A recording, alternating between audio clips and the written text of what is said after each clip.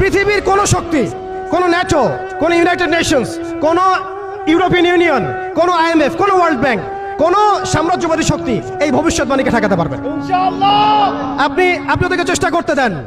সারা পৃথিবীর সমস্ত মুসলমানকে যদি এখন তারা মেরে ফেলে, তবু এই অকাট্য ভবিষ্যৎবাণী ইনশাআল্লাহ তাআলা তারা পাল্টাতে পারবে না। এটা আমাদের আশার জায়গা। এটাই হচ্ছে চূড়ান্ত বিজয়। এবং ঈসা আলাইহিস সালামের হাতে আগামী 40 বছর, লিখে রাখেন আপনারা, এরপরের 40 বছর ওই বাইতুল মুকাদ্দাস থেকেই সারা বিশ্বে ইসলামী খিলাফা কায়েম হবে ইনশাআল্লাহ। যে খিলাফা শব্দটা এখন রাজনৈতিকভাবে আপনারা নিতে পারেন না, হজম করতে পারেন না। আমি জানি আপনারা জানেন না, অনেকেই এটা অজ্ঞতার কারণে হতে পারে, তারা হয়তো জানেন না, আমরা জানাতে এসেছি। এই যে খিলাফা শব্দটা তারা নিতে পারে না, এই খিলাফাই হবে পৃথিবীর শেষ শাসন ইনশাআল্লাহ।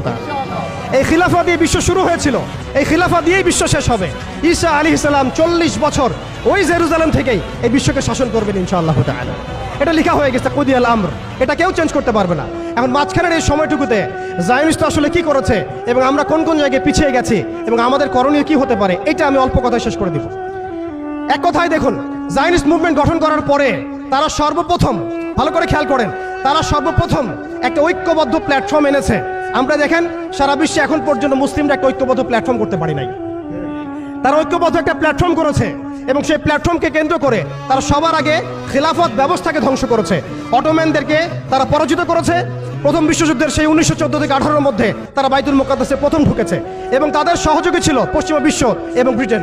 আজকে আমরা ইসরায়েলের এগেনস্টে কথা বলি ঠিকই, কিন্তু পশ্চিমা বিশ্বের এগেনস্টে আমরা কথা বলতে পারি না। আমরা ব্রিটেনের এগেনস্টে কথা বলতে পারি না।